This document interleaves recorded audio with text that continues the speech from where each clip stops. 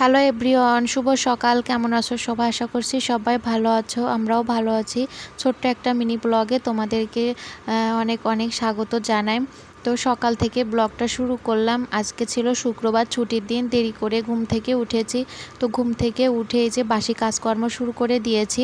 তো প্রথমে এই যে ঘরটা ঝাড় দিয়ে নিচ্ছি। আর যেহেতু শুক্রবার ছুটির দিন, এই জন্য রান্নাবান্নার অত তাড়া নেই। তো স্নান পুজো সেরে তারপরে রান্না বসাবো। প্রথমে এই যে বাসি ঘরটা সুন্দর করে ঝাড় দিয়ে নিলাম। তারপর এখন বেলকনিটাও ঝাড় দিয়ে নিচ্ছি। ঘরের ভেতরটা ঝাড় দেওয়া হয়ে গেছে। তারপর এখন বেলকনিটাও ঝাড় দিয়ে নিচ্ছি। তো বেলকনিটা ঝাড় দিয়ে তারপর রান্নাঘরে কিছু বাসন ছিল, এখন এই বাসনগুলো মেজে নেব। কাল রাতে বাসন মেজে রাখতে পারিনি, জল ছিল না। আমাদের এই বাসায় প্রচুর জলের সমস্যা, সেজন্য রাতে বাসনগুলো আর মাজতে পারিনি। তো সকালবেলায় যে সমস্ত বাসনগুলো মেজে নিচ্ছি, মেজে ধুয়ে নিব। তো বাসনগুলো মেজে ধুয়ে নিয়ে তারপরে কিন্তু স্নান করব। আর শুধু বাসনগুলোই মাজার আছে, রান্নাঘরের আর তেমন কোনো কাজ নেই।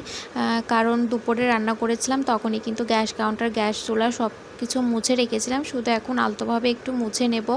আর এখন এই যে বাসনগুলো মাজা কমপ্লিট হয়ে, এখন এই যে বাসনগুলো সবটা ধুয়ে ঝুড়ির মধ্যে উপর দিচ্ছি। তো এখান থেকে জল ঝরে গেলে তারপরে যেখানে বাসন রাখি সেখানে কিন্তু গুছিয়ে রাখবো। তারপর স্নান সেরে চলে আসছি। আর মামামও আমার সাথে স্নান সেরে নিয়েছে। যেহেতু দেখছি মা সকাল সকাল স্নান করে পূজা দিবে, সেহেতু ওকেও স্নান করতে হবে।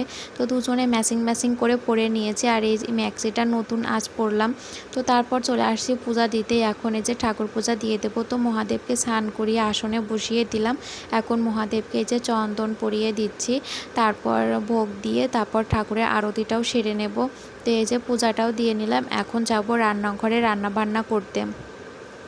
সকালে সেরকম কিছু রান্না করব না, সেদ্ধ ভাত রান্না করব আর ডিম ভাজি করব। তারপর বাজার করে নিয়ে আসলে তারপর দুপুরে রান্না বান্না করব। তো এইদিকে এসে ভাত বসিয়ে দিচ্ছি।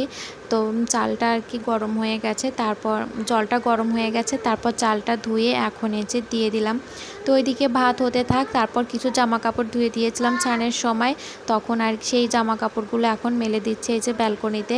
এখন বেশ ভালো ব্যালকনিতে জামা কাপড় শুকিয়ে যায়, দেখতেও বেশ ভালোই লাগে। এখন ব্যালকনিতে জামা কাপড় মেলতেই বেশি ভালো লাগে। আগে তো আমাদের রুমের যে জানালা আছে ওখানেও মেলতাম, তো এখন আর ওইখানে মেলি না, অনেক দিনই হলো। তো এইখানে ব্যালকনিতে সমস্ত কিছু মেলে দিই। বিকেলের মধ্যেই কিন্তু সব কিছু শুকিয়ে যায়, কিছু কিছু তো দুপুরের মধ্যেই শুকিয়ে যায়। তো এই যে সবটা এখন মেলে দিচ্ছি।